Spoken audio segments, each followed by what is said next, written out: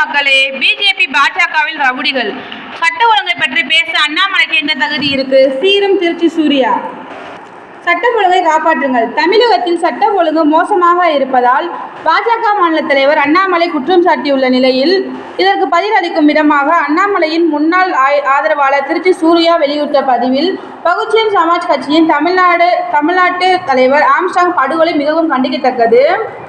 கூலிப்படையினரையும் கொலைக்கு காரணமான உண்மை குற்றவாளிகளையும் உடனடியாக கைது செய்து ஒட்டுமொத்தமாக தமிழ்நாட்டின் சட்டம் ஒழுங்கை கட்டுக்குள் கொண்டு வருவது தமிழ்நாடு அரசின் பொறுப்பு. இதில் யாருக்கு எந்த மாற்று கருத்தும் இல்லை. அண்ணாமலையின் செயலால் விரக்தியின் உச்சியில் அன்புமணி. பாஜக பாமக கூட்டணியில் தொடங்கும் முறிவு.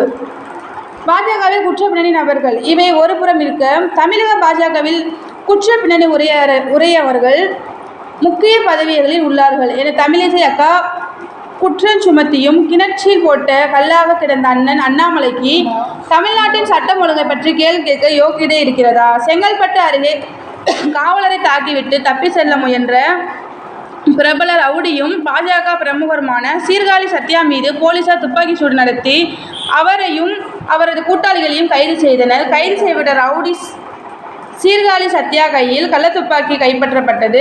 ரவுடி சத்யாவுக்கு கள்ளத்துப்பாக்கி வாங்கி கொடுத்ததாக பாஜக மாநில வழக்கறிஞர் பிரிவு செயலாளர் அலெக்ஸ் என்பவர் குண்டர் சட்டத்தில் கைது செய்யப்பட்டுள்ளார். ரவுடிகளை கட்சியிலிருந்து நீக்காதது ஏன்? உங்கள் கட்சியை சார்ந்த ஒருவர் காவல்துறையால் சுட்டு பிடிக்கப்பட்டுள்ளார். அவர் கையில் கள்ளத்துப்பாக்கி இருந்தும் அதை உங்கள் கட்சி சார்ந்த வழக்கறிஞர் வாங்கி கொடுத்தது விசாரணையில் தெரிய வந்து நடவடிக்கை எடுக்கப்பட்டுள்ளது.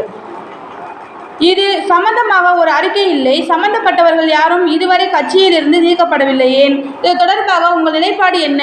நீங்கள் எல்லாம் சட்ட ஒழுங்கு சரியில்லை என்று கூறுவதற்கு தகுதி உடையவர்களா? சட்டம் ஒழுங்கை பாதுகாக்க வேண்டும் என்று அண்ணாமலை அவர்கள் நினைத்தால் தன்னுடைய கட்சியில் சேர்ந்த ரவுடிகளின் பட்டியலில் வெளிப்படையாக ஸ்லேட் ஷோ போட்டு வெளியிட்டு விட்டு அந்த ரவுடிகளை கட்சியில் இருந்து நீக்கினால் தமிழ்நாடு கண்டிப்பாக சட்டம் ஒழுங்கு கட்டுக்குள் வரும். சட்டம் ஒழுங்கை பேண தமிழக அரசுக்கு ஒத்துழைப்பு வழங்க பாரதிய ஜனதா கட்சியின் மாநில தலைவர் அண்ணாமலை அவர்கள் முன் வர வேண்டும் என திருச்சி சூர்யா வலியுறுத்தியுள்ளார். தேங்க்யூ.